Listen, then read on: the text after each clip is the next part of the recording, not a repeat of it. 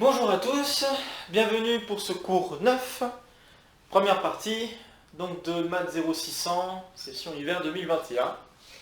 Donc pour aujourd'hui, nous allons continuer et terminer le cours 8, donc ce qu'il y avait à dire, notamment autour des positions relatives entre plan et... donc on était arrêté à position relative entre plan et droite.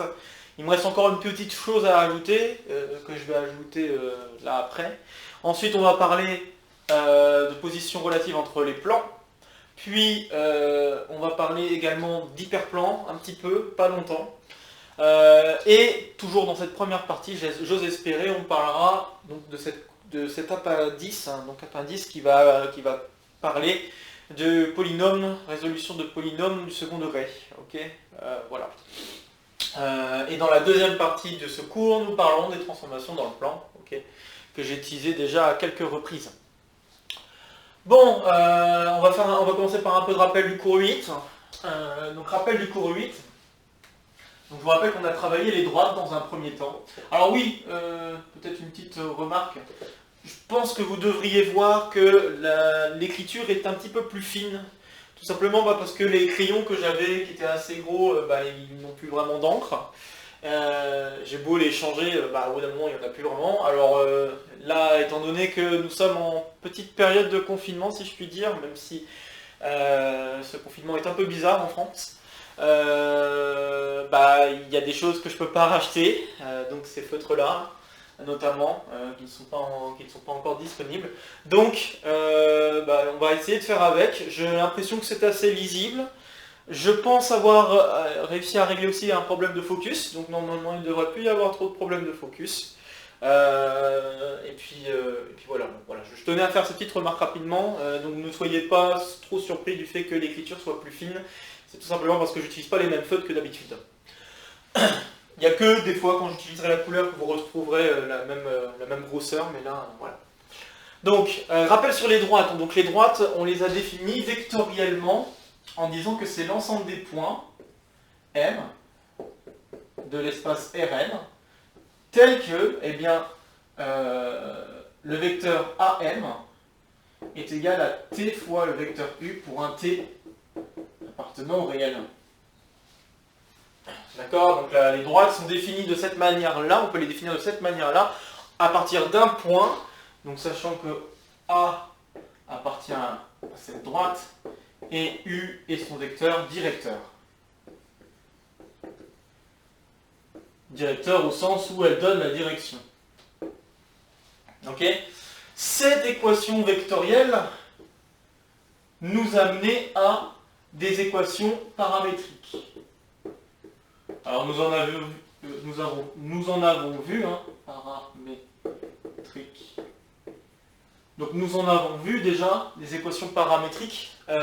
Ces équations paramétriques, nous avons vu qu'on pouvait les manipuler en changeant le vecteur U par son colinéaire, en changeant le point d'origine qu'on choisissait, donc à la place de A, prendre un autre point. Cela décrivait la même droite. Okay, donc le t réel, je peux choisir la valeur de t, n'importe laquelle. L'important c'est que le vecteur directeur soit non nul, sinon on n'a pas à faire une droite, bien sûr. Mais voilà, ok. Donc nous avons vu ça. Nous avons vu également comment définir une droite, sur des exemples, comment définir aussi une droite à partir de deux points distincts, des choses comme ça. Bien. Et puis on s'est appesanti sur le cas n égale 2, donc on s'est appesanti sur le plan.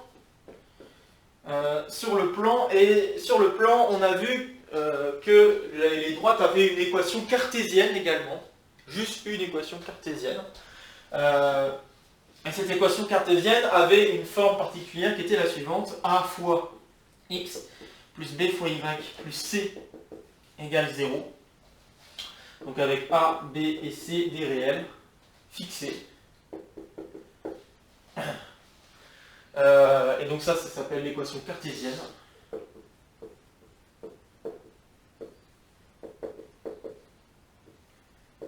Équation qu'on peut réadapter si on connaît un point A qui appartient à la droite, on peut la réadapter en A fois x moins xa et plus b fois y moins ya égale 0. Okay, donc on peut la réadapter. Bon, voilà. On a vu que cette équation cartésienne cartésienne peut s'obtenir de deux manières. Soit on regarde le vecteur directeur, et ce qu'on veut, donc je vais écrire deux moyens d'obtenir cette équation-là, donc d'obtenir, je sais pas, je vais l'appeler étoile. Donc il y a deux moyens d'obtenir étoile. La première, c'est de jouer sur la collinéarité des vecteurs.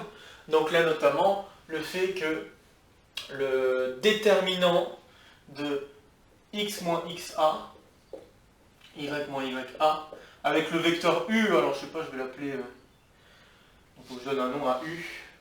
Alors bon, quand on a une équation de ce genre, nous avons vu aussi que le vecteur directeur, eh bien ça va être moins b, moins ba, donc je vais tout de suite mettre moins ba, exprès, pour que ça coïncide. Ok, donc le premier moyen c'est ça, c'est de jouer sur la collinéarité, autrement dit regarder le déterminant du vecteur am transposé, et u transposé, ce qui signifie qu'on prend la matrice formée en ligne par les coordonnées du vecteur. Ok, donc ça c'était un premier moyen, et le deuxième moyen c'était de travailler avec un vecteur normal. Alors un vecteur normal, pour rappel, donc un vecteur normal n a un espace, puisque ça peut se généraliser, et bien c'est un vecteur tel que, pour tout point, couple de points AB dans E, donc ça c'est des points, pour tout couple de points AB dans E, AB est orthogonal au vecteur n, autrement dit, AB scalaire n, ça vaut 0.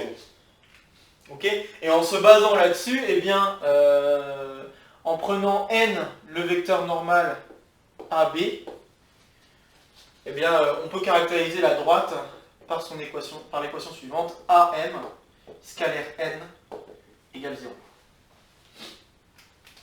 Ok. Bon, mais c'est vraiment un cas particulier de R2, hein, parce que si on travaille en dimension supérieure, eh bien ce qui va se passer, c'est qu'on va avoir plusieurs équations cartésiennes. On va s'en rendre compte d'ailleurs quand on va résoudre les cas où on cherche des intersections entre les plans, vous allez vous en rendre compte. Donc il se peut qu'on ait plusieurs équations cartésiennes qui définissent une droite. Donc là, ici, dans le cadre R2, ce qui est intéressant, c'est qu'il n'y a qu'une seule équation cartésienne, et donc dans ce cas-là, les résolutions sont un peu plus simples. Bon, nous avons vu également les positions relatives des droites. Ok, donc d'abord dans R2, puis dans le cas général. Donc, rappelons ça. Hop. Donc les positions relatives, ben, nous avions position relative. Alors nous avons soit les droites s'intersectent, hein, donc droite séquente. Ok, elles sont séquentes en un unique point.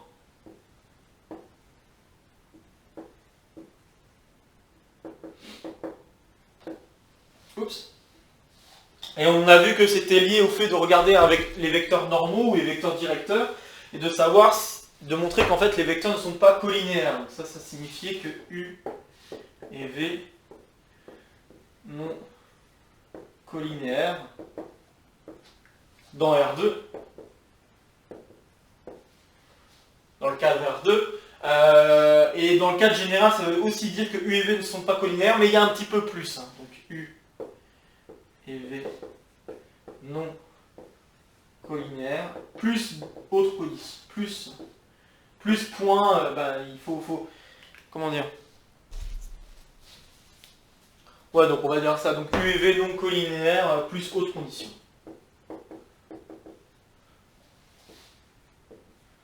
On va pas forcément expliciter, mais dans plus, donc dans R3, R4, etc. Donc ça, voilà, c'est le premier cas de figure. Le deuxième cas de figure, on peut avoir des droites parallèles. Droite parallèle, et ça, peu importe dans quel espace on travaille, ça revient au cas où U et V sont collinéaires.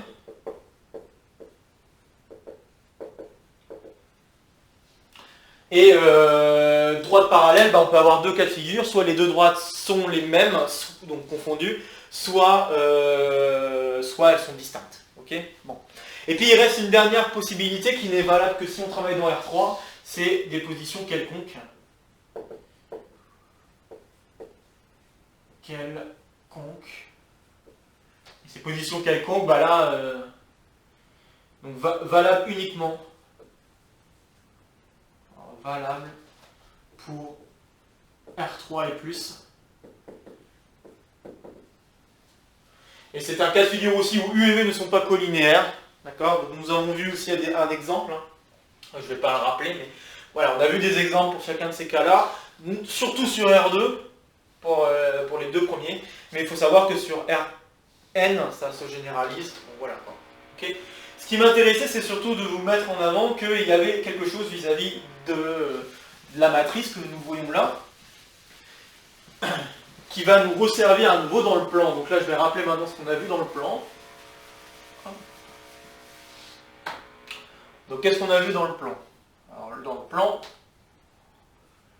donc rappelons que le plan est défini de la manière suivante. On a l'ensemble des points dans Rn, tel que le vecteur AM est égal à T fois U, et cette fois-ci plus S fois V, avec T et S dans R. Il ne faut pas oublier les conditions suivantes. Donc on a A, un point bien sûr, mais il faut surtout que U et V ne sont pas collinéaires. Sinon on ne définit pas un plan. Okay. Donc s'ils ne sont pas collinéaires, en particulier, ça veut dire que U et V sont non nuls, d'ailleurs. Mais bon, voilà. Donc on a vu ça. Encore une fois, en partant de cette équation-là, de cette équation vectorielle, on a les équations paramétriques.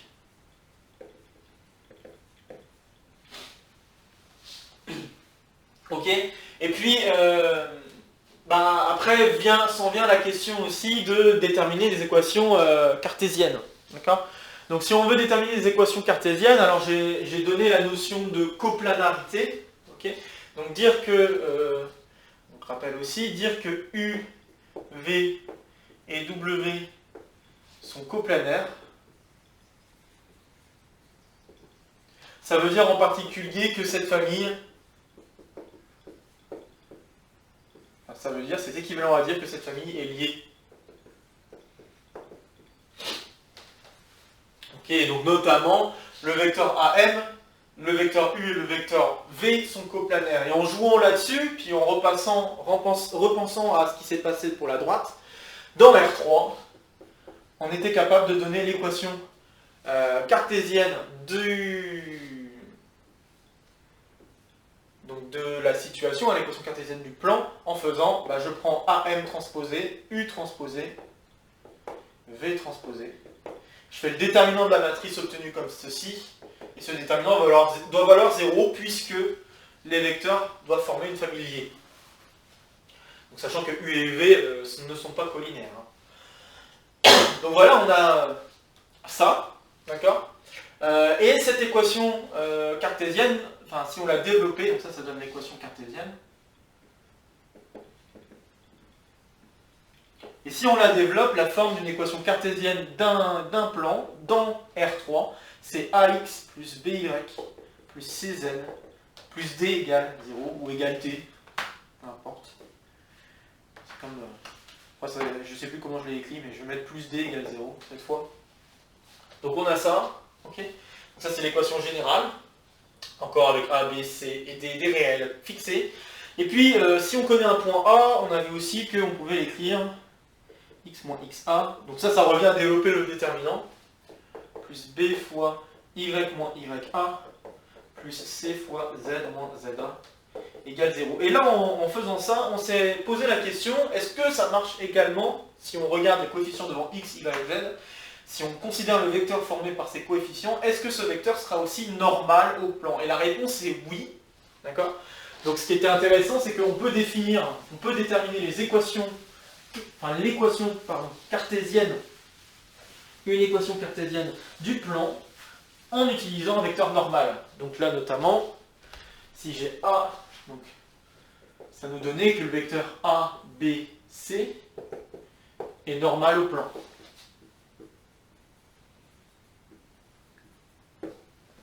Et du coup, on s'est intéressé à ces valeurs de A, B, C en développant le déterminant par rapport à la première ligne et on s'est rendu compte qu'il s'agissait d'une opération liée aux deux vecteurs directeurs du plan. Donc cette opération étant le produit vectoriel.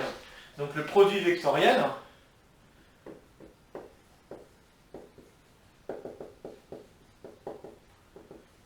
était défini de la manière suivante. Je fais U vectoriel V. Hop. Et c'était des petits calculs de déterminants en fait, entre les vecteurs U et V. Donc si le vecteur U vaut A, B, C et V vaut alpha, bêta, gamma, alors on fait des petits calculs de déterminants, on oublie la première ligne par exemple et on fait ceci. Donc on va avoir B gamma moins C bêta. Ensuite je fais le déterminant ici mais je fais un moins, donc j'oublie la deuxième ligne, puis je fais ce déterminant et je mets un moins. Donc ça va faire C alpha moins A gamma. Et enfin, les deux premières lignes, et là je ne mets pas de moins. Donc là nous avons A bêta moins B alpha. Ok, donc c'est comme ça que c'est en développant ce calcul qu'on s'est rendu compte qu'il y avait quelque chose avec un vecteur normal qui pouvait se calculer à l'aide des vecteurs directeurs. Donc ce calcul se fait grâce à ce produit vectoriel. Le produit vectoriel, il se comporte assez bien par rapport à ça. Donc il ne faut pas oublier que ce produit vectoriel, c'est un vecteur. Hein. D'accord? Attention au genre d'erreur. Ça, c'est un vecteur, c'est pas une droite, c'est pas un nombre, comme c'était le cas pour le produit scalaire. Donc on a affaire à un vecteur. Et ce qui est bien, c'est que ce vecteur sera toujours normal aux deux vecteurs U et V. Peu importe les vecteurs U et V qu'on prend, au point de départ. Autre chose aussi intéressante, c'est que si U et V sont collinéaires, alors on va avoir 0 partout. Et puis, comme je dis, commencez à le dire, ça se comporte aussi bien que le produit scalaire, c'est-à-dire que si je fais U plus V vectoriel, produit vectoriel, on dit vectoriel aussi, vectoriel W, et bien ça fait U vectoriel W plus V vectoriel W, toutes les bonnes propriétés. Il y a juste une à laquelle il faut faire quand même attention, c'est que U vectoriel V, c'est égal à moins V vectoriel U. Donc on a un moins qui sort, tout simplement parce que quand on échange les deux vecteurs, ça fait comme si on échangeait deux lignes dans le calcul du déterminant, et donc ça met un moins partout, puisque là je vous rappelle que c'est des calculs de déterminant ici. Donc voilà. Donc on a vu ça.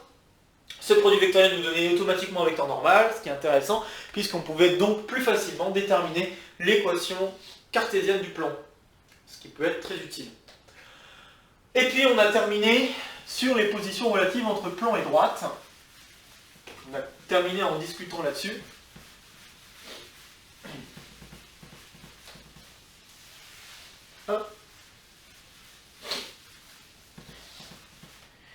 Donc les différentes positions entre plan et droite.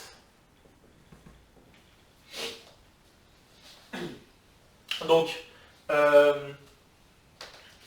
je vais certainement les dire dans le désordre par rapport à ce que j'avais fait dans le cours, mais la première possibilité, c'est que le plan et la droite s'intersectent. Donc, plan, intersection en un seul point.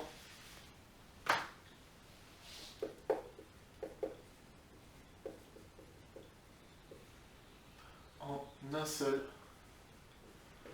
point. Et donc l'intersection en un seul point, on avait vu que ça dépendait des vecteurs directeurs du plan et de la droite. Donc notamment ça dépendait du rang. Et donc si je regardais le rang formé par U, V, W, en disant que les deux premiers sont directeurs, donc les deux premiers sont directeurs du plan, et le dernier de la droite.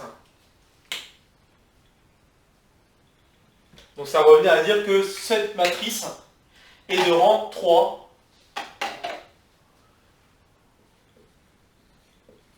Dans R3, hein, d'accord? Je rappelle que là on travaille dans R3. Ok?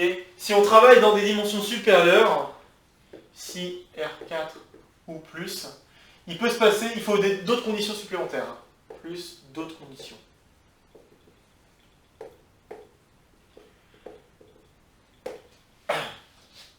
Exactement comme c'était le cas pour deux droites dans le plan. Dans deux droites dans le plan, bon, il suffit juste qu'il n'y ait pas de collinéarité entre les deux vecteurs directeurs des deux droites. Bon, ben là, c'est un peu la même chose. Donc voilà. Bon. Il y a ça. Alors après, les autres cas de figure, c'était le cas où... Donc, l'autre cas de figure, c'est on peut avoir le plan qui ne n'intersecte pas la droite. Hein. Donc, pas d'intersection.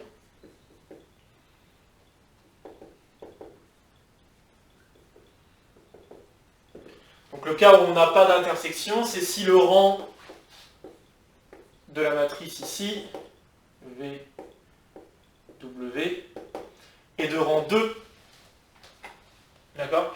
Et d'ailleurs exactement 2, puisque on sait déjà que U et V doivent être non collinéaires, donc automatiquement le rang de la matrice c'est au moins de 2. Donc ici le rang va être égal à 2, donc ça veut dire que W s'écrit en fonction des deux autres. Et dans ce cas-là, on peut avoir deux cas de figure, soit il y a intersection, soit il n'y a pas intersection. Et pour savoir s'il y a intersection ou pas, il faut juste vérifier est-ce qu'il y a un point en commun. Hein. Donc la question c'est donc plus pas de point commun.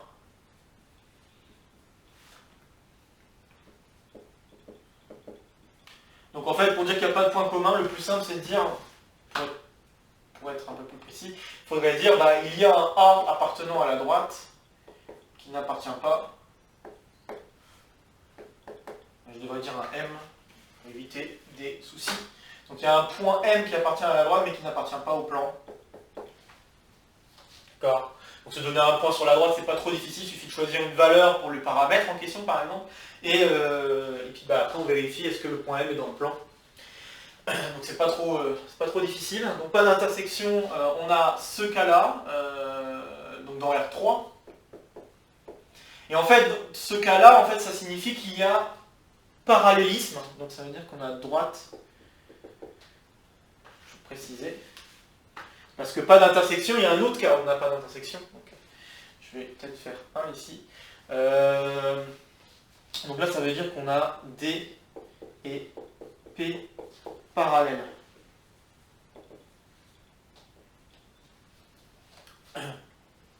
Le deuxième cas de figure, ça peut être si, donc là on travaille dans R4 et plus, dans R4 et plus, et dans ce cas de figure, là on peut avoir le rang qui est égal à 3.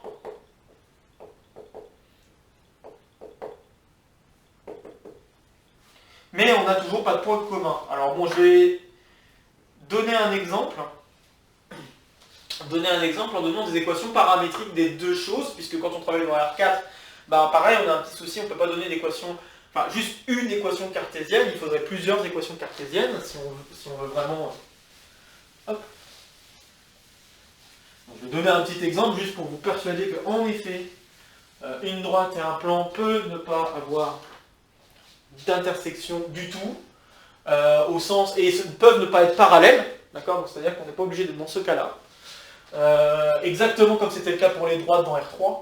Donc si je prends, donc on va se lancer sur un petit exemple, là je commence à faire des choses nouvelles par rapport au cours, hein. C'est à partir de maintenant que je commence à faire un petit peu de choses nouvelles que je n'ai pas dit la dernière fois. Donc si je prends la droite, alors je vais directement donner les équations paramétriques, ça me permettra d'aller un peu plus vite. Donc j'ai x égale, je veux dire x1, puisque là on travaille dans R4. Donc x1 égale, je sais pas, par exemple 2t plus 1, x2 égale 3t moins 1, x3 égale 5t plus 1, et puis x, je sais pas, x4 égale 6, je sais pas moi, moins t plus 2. Là je fais un exemple comme ça là. Hop. Je le modifierai peut-être si c'est embêtant. Mais... Donc je prends ça, et puis je vais prendre le plan également. Donc les équations paramétriques du plan, on va dire que ça va être t plus s, x2 moins t moins, plus s, plus 1, x3,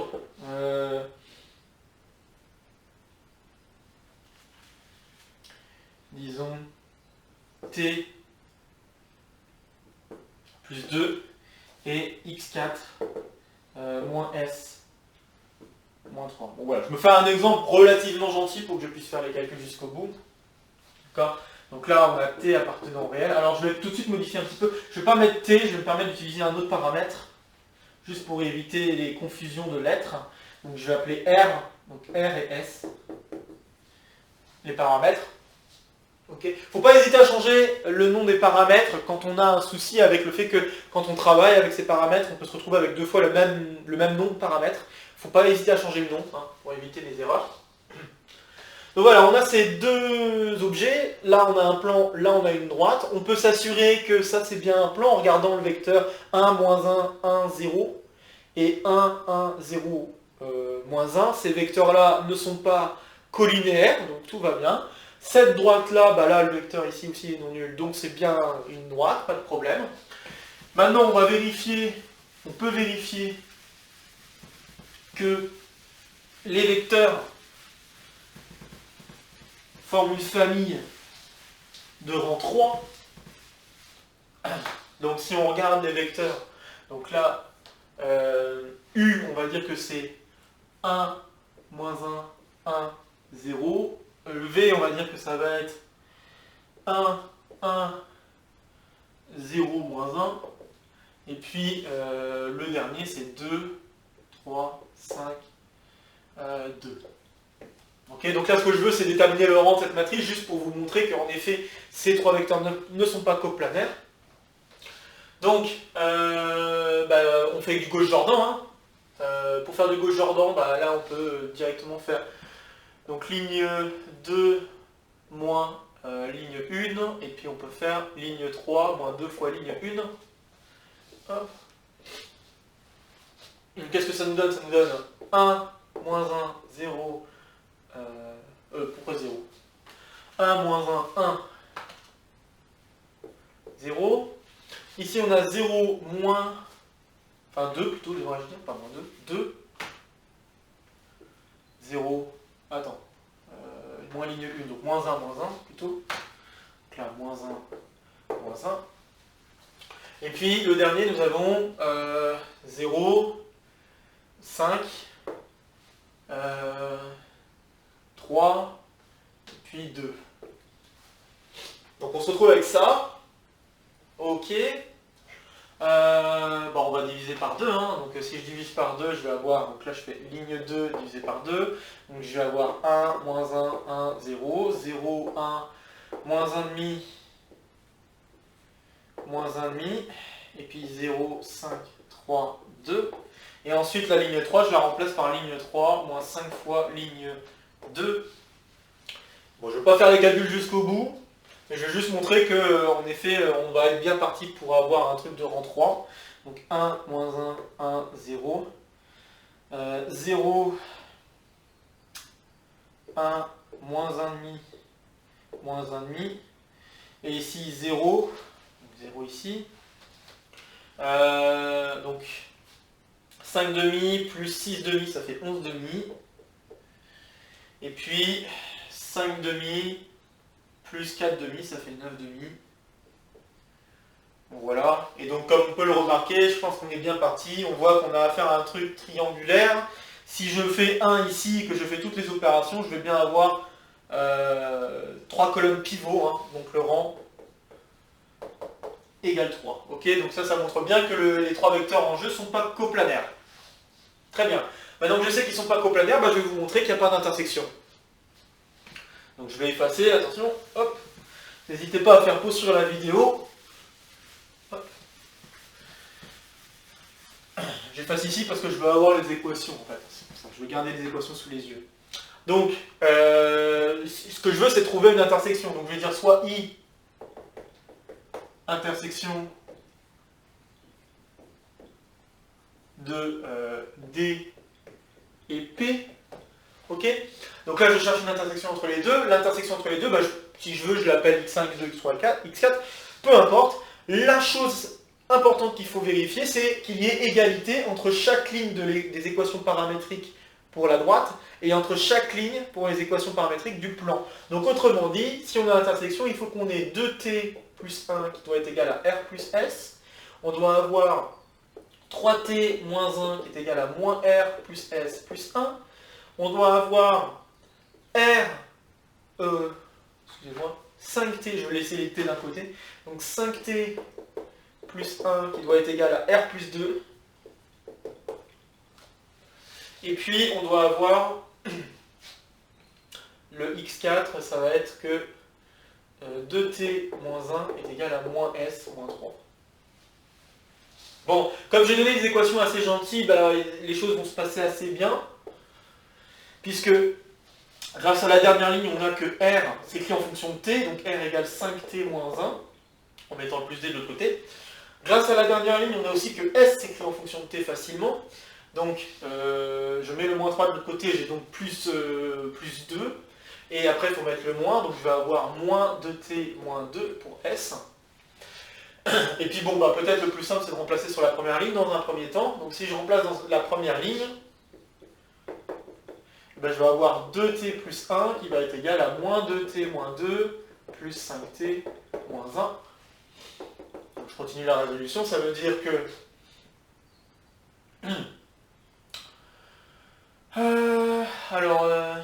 bon, je dois simplifier d'abord, donc 2t plus 1 est égal à 3t moins 3, et puis ensuite bah, les t, je les rassemble de ce côté-là, ça serait peut-être mieux, j'ai juste t, et de l'autre côté je vais obtenir 4, donc t égale 4. Alors, si je ne dis pas de bêtises, 8 plus 1, 9, et 12 moins 3, 9, oui c'est ça. Donc t égale 4, et puis maintenant il faut que je regarde est-ce que la deuxième ligne est vérifiée, puisque bon bah, on a fait en sorte que on a fait en sorte que les deux dernières soient vérifiées grâce aux égalités, on a fait en sorte que la ligne 1 soit vraie aussi pour la valeur de t trouvée. Maintenant, il faut vérifier est-ce que cette ligne-là est aussi vérifiée. Donc pour le vérifier, bah, il faut faire quand même le calcul de R et de S. Hein. Donc R est égal à 20 moins 1, donc 19. Et puis S est égal à moins 10. Ok. Donc si je remplace, alors 3 fois T, donc 3 fois 4, moins 1, est-ce que c'est égal à moins R, donc moins 19, plus S, donc plus moins 10, plus 1. Et je pense que je n'ai pas besoin d'aller jusqu'au bout du calcul, puisque ça c'est négatif, clairement, et ça c'est positif. Ça aussi clairement. Donc ça ne peut pas être égal. Donc si c'est pas égal, ça veut dire qu'il n'y a pas d'intersection.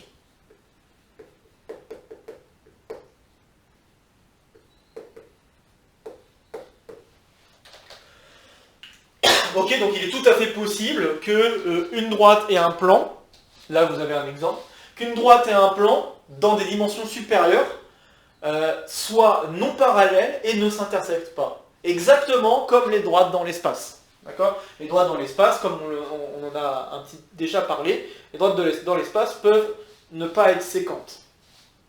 Ok ? Bon. Donc voilà, qu'est-ce que j'ai omis de dire ? Donc oui, j'ai parlé du fait que le plan et la droite peuvent être parallèles, et il reste juste une petite chose à rappeler, c'est que si y a un point en commun, donc soit il n'y a pas de point en commun, et dans ce cas-là, bon, bah, on a une droite qui est parallèle au plan, soit on a un point commun entre la droite et le plan, et dans ce cas-là, bah, ça veut dire que la droite est dans le plan. D'accord ? Ça veut dire qu'on est dans ce cadre-là. Ok, bon là je pense avoir fait l'essentiel des rappels, et je vais faire un petit peu plus, pour vous montrer un petit exemple là, voilà. Il me reste à parler des positions relatives entre plan et plan, puis à parler un petit peu d'hyperplan. Pas longtemps, juste en parler un peu. Hop.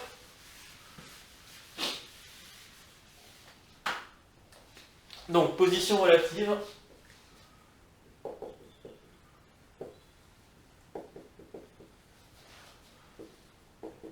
Entre plans. Et on va d'abord regarder dans R3. Ok. On va d'abord travailler dans R3 parce que dans R3 c'est des choses assez compréhensibles. Donc dans R3, on a plusieurs cas de figure. Je vais prendre deux. Ça y est. Donc on a plusieurs cas de figure. Donc ça, on va dire ça, ce sont mes deux plans. Alors les différents cas de figure sont soit j'ai ça. Ce cas-là, ça veut dire que mes deux plans sont, on appellera coplanaires. Exactement comme pour les vecteurs. On dira que les deux plans sont coplanaires. Donc on peut avoir deux plans coplanaires. C'est un peu la même chose que parallèle pour les droites, d'accord? Donc on peut avoir ce cas de figure-là, où il n'y a pas d'intersection entre les deux plans. Qu'est-ce qu'on peut avoir comme autre cas de figure? On peut avoir que les deux plans sont l'un sur l'autre, c'est confondu. Et puis dans R3, le dernier cas de figure qu'on peut avoir, c'est intersection. Ok? Et l'intersection, cette fois-ci, c'est pas un point. Hein. Cette fois-ci, c'est une droite. La droite, je pense que vous la voyez, c'est la ligne correspondant au moment où on change de couleur entre le bleu et le vert. D'accord? Donc, donc voilà les trois cas de figure que nous avons dans le plan dans R3. Et puis dans R4, qu'on n'est pas vraiment capable de discerner, mais dans R4, il est tout à fait possible d'avoir des plans qui ne sont pas coplanaires et qui ne s'intersectent pas. Exactement comme c'était le cas pour les droites. En augmentant de dimension, les choses se passent moins bien. Okay. Bon, donc on va récapituler ce que je viens de dire. Donc les différents cas de figure sont, donc on va noter soit P et Q, ou peut-être pas Q, on va peut-être éviter, je vais l'appeler R. Je pense que vous aurez compris pourquoi j'évite. Donc, soit P et R deux plans. Hop. Et qu'est-ce qui peut se passer? On peut avoir P et R coplanaires. Alors pour que P et R soient coplanaires, il faut donc, je pense que le plus simple, c'est de regarder les vecteurs normaux ici. Donc si je regarde les vecteurs normaux, je vais noter n vecteur normal à P, et je vais appeler M celui de R.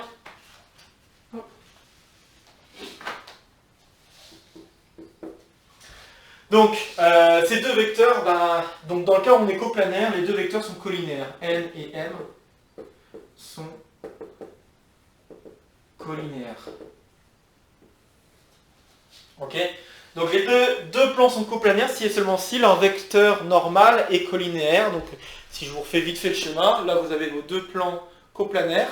Faites une normale, imaginez une droite perpendiculaire à ces deux plans, là ça sera peut-être plus facile si je le fais comme ça. Imaginez une droite qui est perpendiculaire aux deux plans, cette droite, elles sont parallèles, hein. Les deux droites que vous allez peut-être prendre sont parallèles. Ou en fait vous pouvez prendre la même droite si vous voulez. Okay, bon, en termes de vecteurs c'est pareil. Donc voilà, donc les vecteurs vont être collinaires, c'est le cas de figure, c'est ce cas de figure-là. Donc dans ce cas de figure-là, on a deux possibilités, soit il n'y a pas d'intersection, et donc les plans sont juste coplanaires, donc soit pas d'intersection,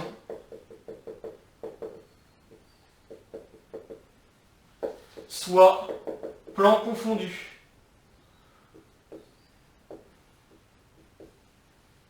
Et en fait, pour savoir ça, ce qu'on peut faire, c'est regarder les équations cartésiennes des deux plans. Donc si je regarde les équations cartésiennes des deux plans, donc j'ai AX plus BY plus CZ égale D, disons, et alpha X plus bêta Y plus gamma Z égale delta. Bon si je veux que ce soit coplanaire non... donc si je veux que ce soit coplanaire non... je vais y arriver. Voilà. Donc, si je veux que ce soit coplanaire non confondu, voilà, eh bien, il faut que... Donc, je vais écrire coplanaire non confondu.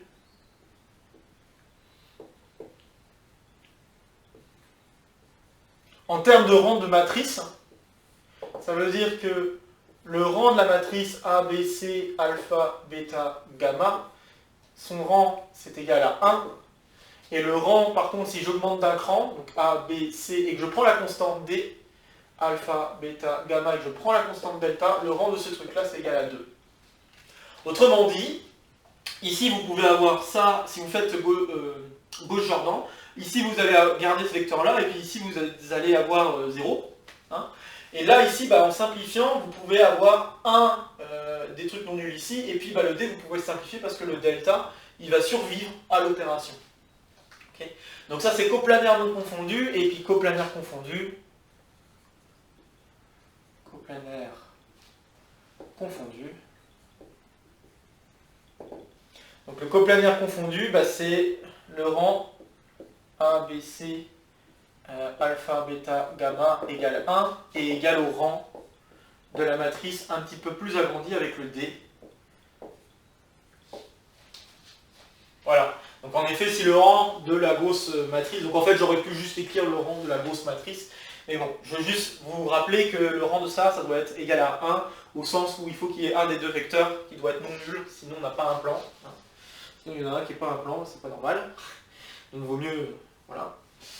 Ok, donc là on est dans le cas où les plans sont coplanaires. Très bien. Confondu. Alors le deuxième cas de figure, si les plans ne sont pas coplanaires, on a automatiquement une intersection dans le cas R3. Donc P et R s'intersectent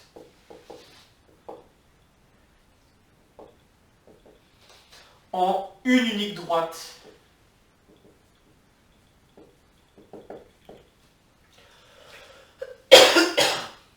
En une unique droite, pour être dans ce cas-là, il faut que le rang de la matrice A, B, C, alpha, bêta, gamma soit égal à 2. Ok. Et on va faire un exemple juste pour vous montrer qu'on obtient bien une droite. Hein. Parce que bon là c'est bien beau de travailler avec des lettres, mais peut-être que pour certains c'est pas clair du tout. Donc on va le faire avec des nombres, juste le dernier cas de figure. L'autre cas de figure c'est assez simple, il suffit de prendre des trucs collinaires. Donc là je pourrais faire, pour exemple comme ça, 1, 1, 1, moins 1, et moins 1, moins 1, moins 1, 1. Voilà, donc là je suis dans le cas où je suis coplanaire confondu. Et si vous changez le 1 par 2, vous allez être dans coplanaire non confondu. Voilà. Donc c'est pas très dur de donner un exemple pour savoir ce qui se passe. Là, le fait que ça s'intersecte en une droite, j'aimerais bien le montrer avec le calcul, et je vais le faire ici, avec un exemple. Donc prenons le plan P pour équation, donc je vais reprendre un peu le même genre de truc, je vais faire x plus y plus z égale 5, et puis je vais prendre R, on va dire moins x plus y moins 2z égale 3. Voilà. Hop. Okay. Donc on a nos vecteurs normaux, on peut vérifier qu'en effet ces vecteurs normaux ne sont pas, je vais y arriver, ne sont pas collinaires, voilà. Et puis si je veux déterminer une intersection entre ces deux plans, eh bien il faut qu'il y ait un point qui vérifie à la fois cette équation et cette équation. Ok. Donc si on regarde bien, on peut écrire si on veut, donc là ça dépend comment on voit les choses, mais je peux écrire x en fonction du reste, donc par exemple grâce à la ligne 2, donc à la ligne 2 je vois que x doit être égal à y moins 2z moins 3, et puis dans la ligne, donc ça c'est la ligne 2, et la ligne 1, si je remplace, j'ai donc y moins 2z moins 3 plus z est égal à 5. Et donc je vais être capable d'écrire y en fonction de z. Donc ça veut dire que y est égal à... je vais y arriver. Y est égal à z. Et puis le moins 3 je le mets de côté, ça fait plus 8. Voilà, donc ce que j'obtiens c'est ça. Alors si y égale 7 plus 8, je le remplace ici. J'ai donc z plus 8 moins 2z moins 3. Donc ça fait moins z plus 5.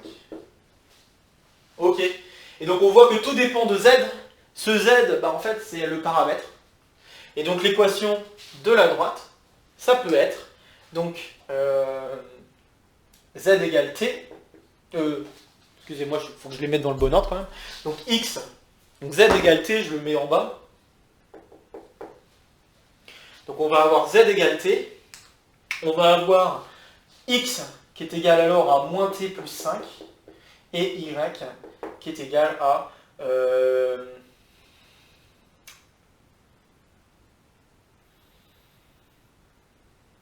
vais y arriver. Alors, t plus 5, voilà. T plus 8 du moins. Et voilà ma droite. Ok. Vous voyez comment j'ai terminé? Donc j'ai terminé en me disant, bah, Z, j'ai le droit de le choisir. Donc, j'ai ça. Remarquez alors que, en effet, comme je l'avais énoncé, une droite peut être définie, donc dans R3, peut être définie à partir de deux équations cartésiennes. Donc on ne peut pas définir une droite dans R3, hein, on ne peut pas définir une droite avec une seule équation cartésienne, puisque une seule équation cartésienne correspond à un plan dans R3.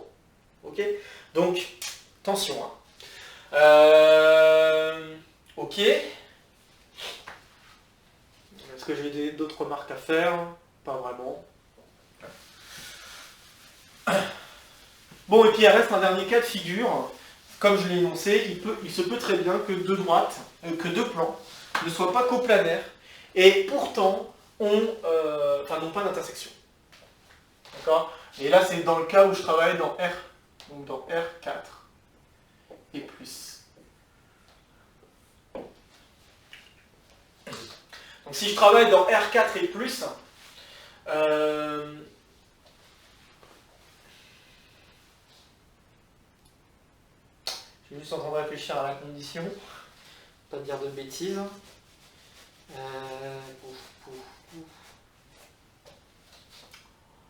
Donc je vais faire juste en un exemple, donc il se peut très bien que deux plans soient non coplanaires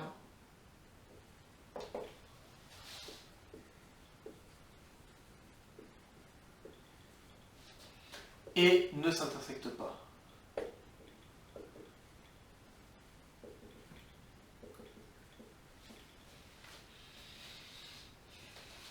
Je suis juste en train de réfléchir si je peux trouver un exemple là, pas trop méchant.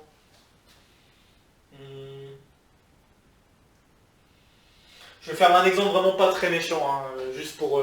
Mais je pense qu'il doit y avoir moyen de l'expliquer. Donc l'explication, je pense que c'est la suivante. Donc pour être dans ce cas de figure, si je prends le plan.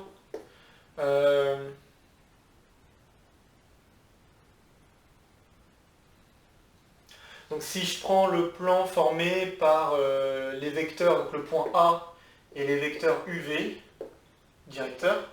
Donc là par contre il faut regarder les vecteurs directeurs. Pourquoi? Parce qu'on est dans des dimensions supérieures, donc ça se passe moins bien sinon.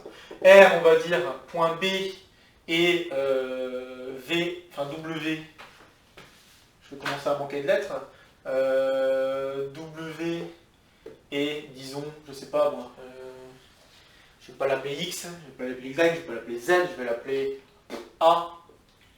D'accord? Donc directeur.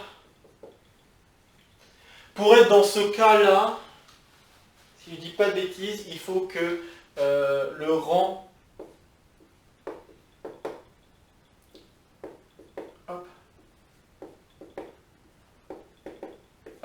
de la matrice obtenue en mettant les coordonnées des vecteurs en ligne, comme ceci, doit être égal à 4.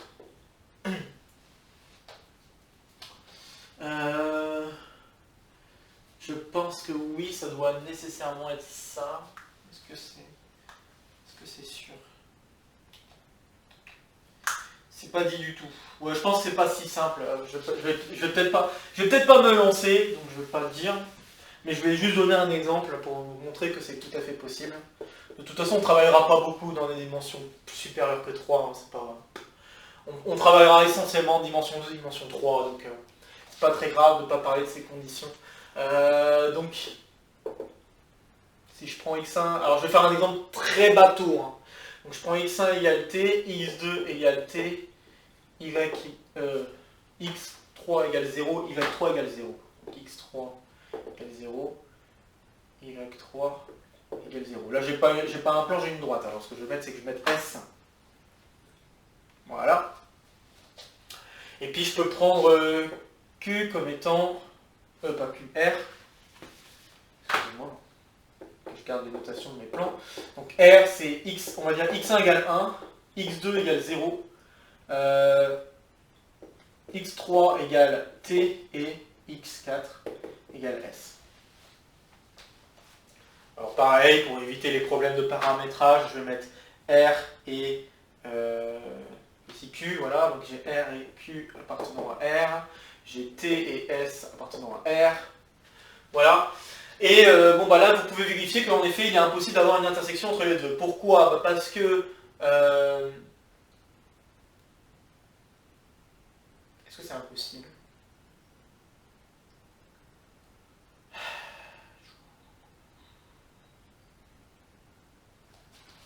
J'ai pas fait le bon exemple alors. Donc dans ce cas-là, je disais une bêtise, c'est pas rang 4. Alors qu'est-ce qu'il faut voir? Aïe aïe aïe.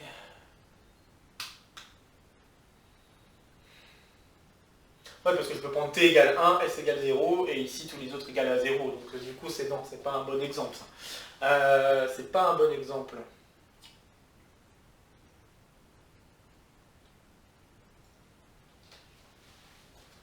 Je réfléchis. Peut-être en mettant... Voilà, je pense que ça va marcher. Donc en fait, non, il faut plutôt un rang 3 ou quelque chose comme ça, alors. Ok.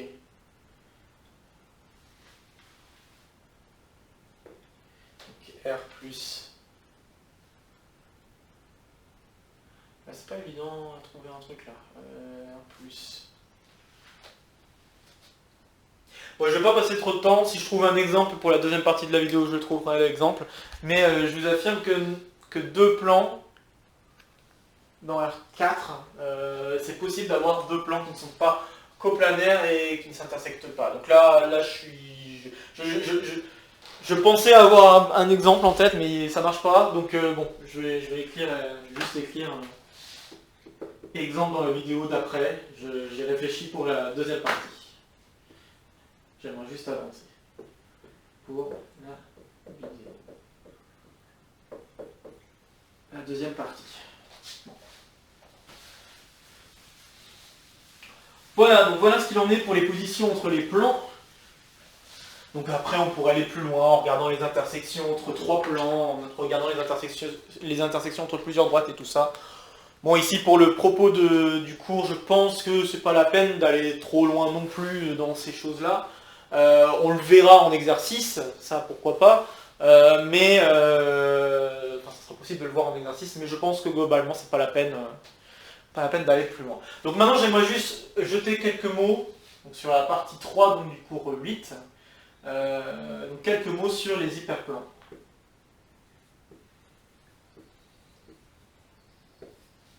En fait, les hyperplans, donc c'est les dans Rn.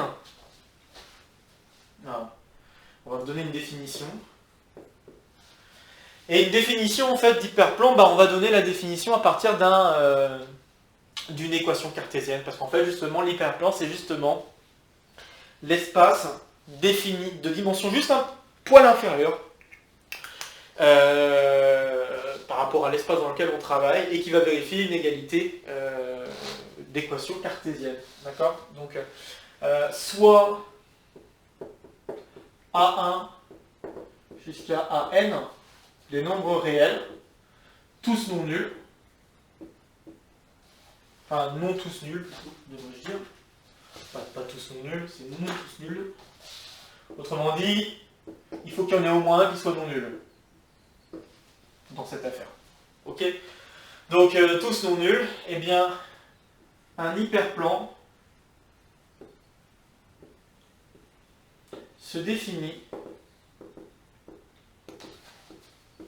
par une équation cartésienne du type A1 fois x1 plus A2 fois x2 plus blablabla plus AN fois xn égale B. J'aurais peut-être dû ajouter B aussi à un nouveau réel. Donc voilà l'équation. En fait, voilà ce qu'est un hyperplan. Un hyperplan, c'est un espace qui est défini à partir d'une seule équation cartésienne. Et donc, la droite dans le plan, dans R2, c'est un hyperplan. Donc, exemple, la droite, enfin, une droite dans le plan est un hyperplan. Une droite dans R2 est un hyperplan. Donc un hyperplan de Rn.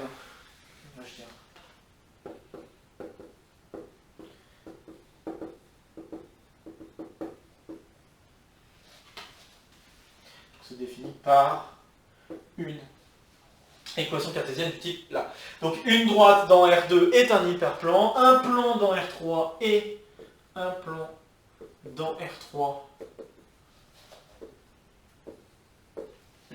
est un hyperplan.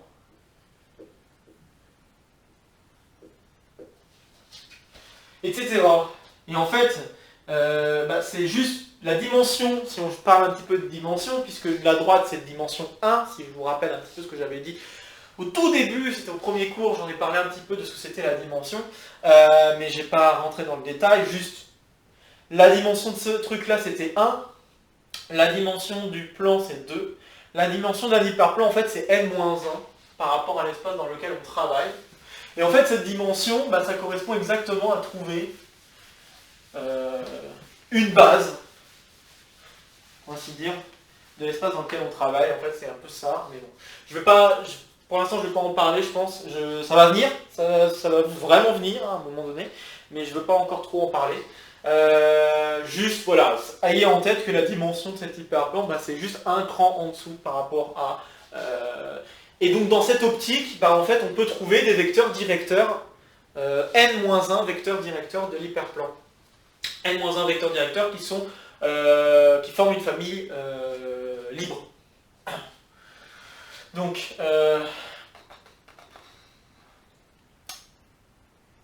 alors je vais déjà dire que si A appartient à l'hyperplan, donc je vais dire qu'on va appeler H les hyperplans.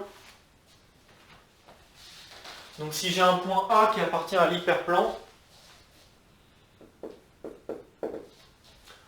A, on va mettre les coordonnées A1 jusqu'à N, et bien de la... peut-être pas A1, ouais, c'est pas bon ça. Je vais mettre alpha, excusez-moi, donc alpha 1 jusqu'à alpha N.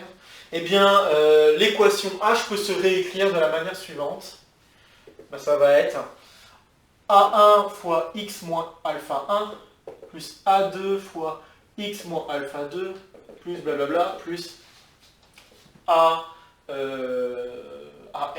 fois x moins alpha n égale 0. Exactement comme c'était le cas pour la droite, exactement dans le plan, exactement comme c'était le cas pour le plan dans l'espace, d'accord? L'équation, on peut la modifier un tantinet pour avoir ça. Ok. De la même manière, le vecteur A1, A2 jusqu'à N, donc si je note, donc là je ne vais pas pouvoir appeler N, faut que je trouve un autre, bon je sais pas moi, on va l'appeler M. Donc le vecteur M, A1 jusqu'à AN, formé de ces coordonnées-là, c'est un vecteur normal, donc est un vecteur normal AH. Et comme je l'ai dit aussi, H contient n-1 vecteurs directeurs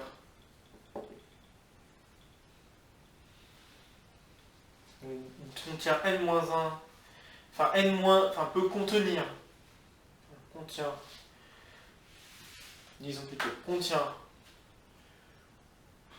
il existe, je vais le réécrire autrement, il existe une famille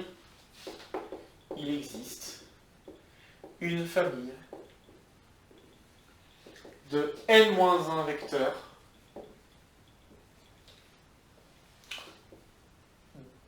directeurs de H.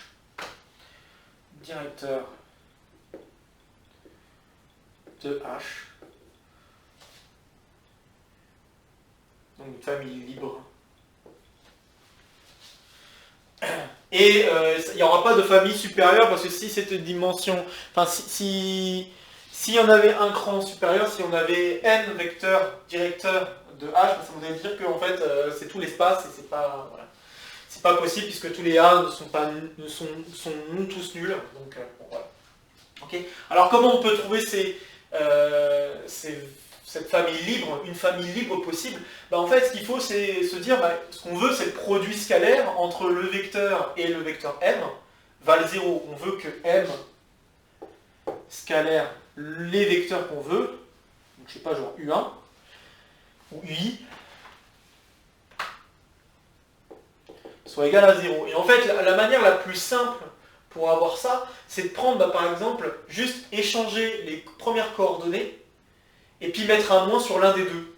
Donc, par exemple, si je prends U1 comme étant, je prends A2 moins A1, et puis je fais que des zéros ensuite, et bien là, si je fais M scalaire U1, je vais avoir quoi? Je vais avoir A1, A2, plus A2 fois moins A1, puis après plus que des zéros, puisque j'ai mis que des zéros, et ça, ça fait 0.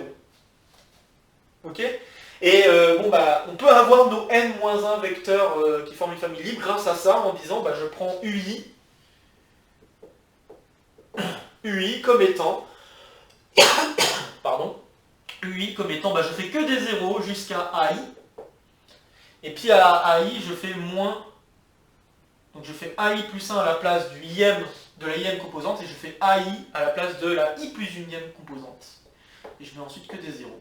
Donc là, c'est la IM, et là, c'est la I plus unième. Donc en gros, j'échange les deux coordonnées, je mets un moins. Et voilà, ça, c'est un vecteur qui va être directeur de l'hyperplan. D'accord? Et je fais ça pour I allant de 0 jusqu'à n-1. Enfin, de 1 plutôt, jusqu'à n-1. Ce qui nous donnera bien n-1 vecteurs qui vont nous donner une famille. Donc n-1 vecteurs qui vont être directeurs de l'hyperplan et qui vont être.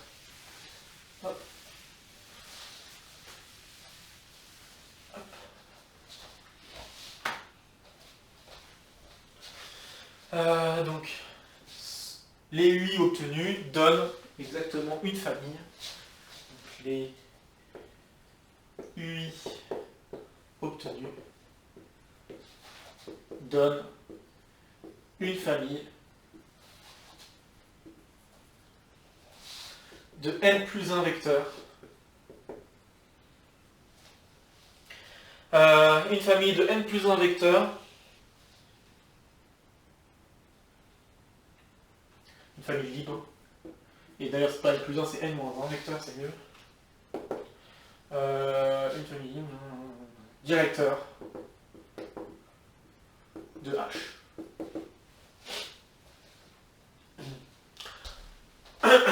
Alors après, oui, vous me direz, il peut y avoir des cas où les AI valent 0, des choses comme ça. C'est pas grave, s'il y a des AI qui valent 0, ce qu'on peut faire, c'est à la place. Donc là, c'est le cas si tout le monde est non nul. Hein.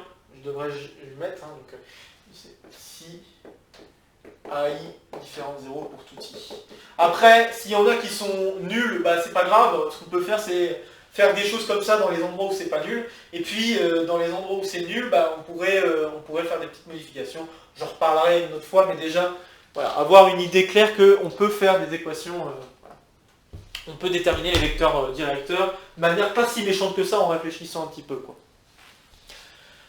Je vous laisse réfléchir dans le cas où il y a un AI qui vaut 0, qu'est-ce qui se passerait de particulier. J'aimerais, donc là je vois que ça fait une petite heure.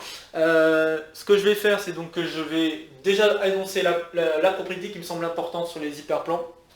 Une fois que j'ai parlé de ça, je vais passer à l'appendice, qui ne devrait pas durer très longtemps.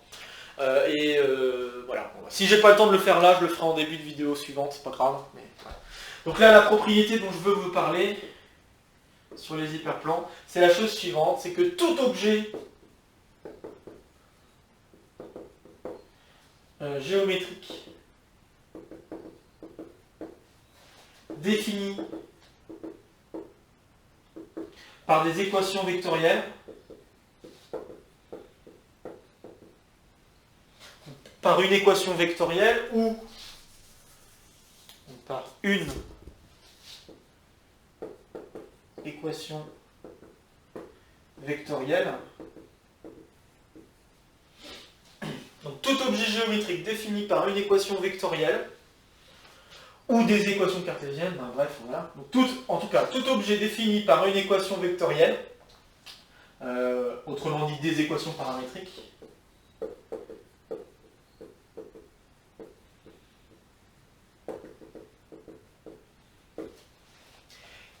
et l'intersection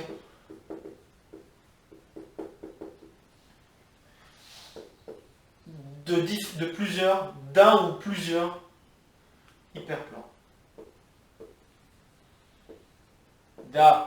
Plusieurs hyperplans.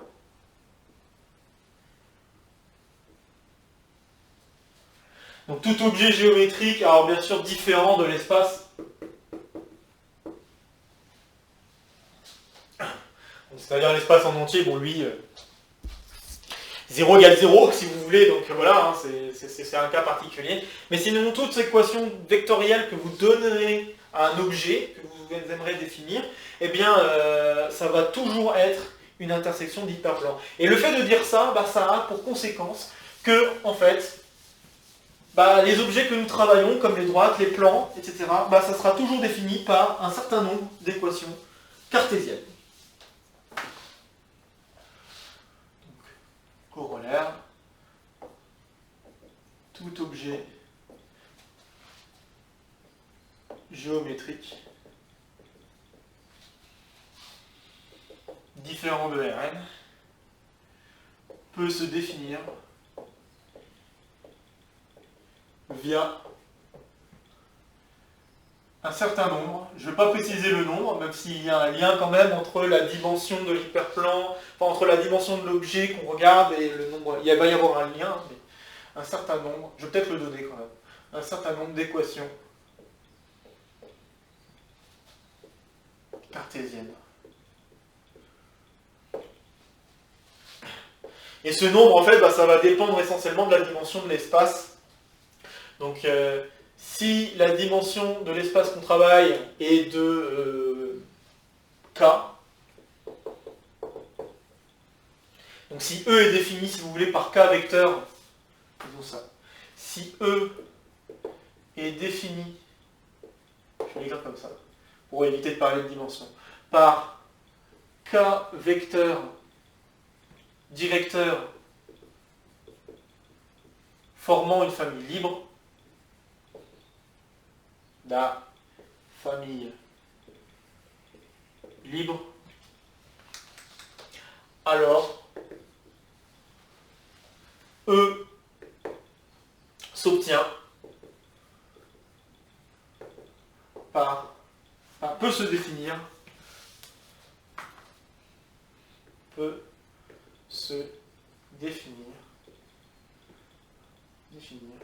par n-k équations cartésiennes.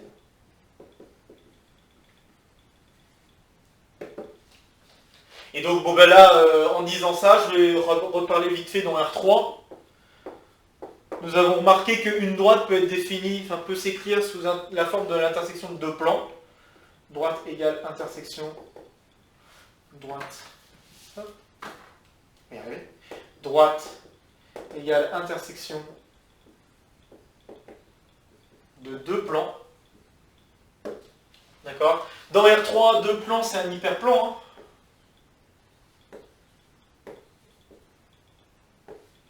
Donc c'est deux hyperplans, en fait.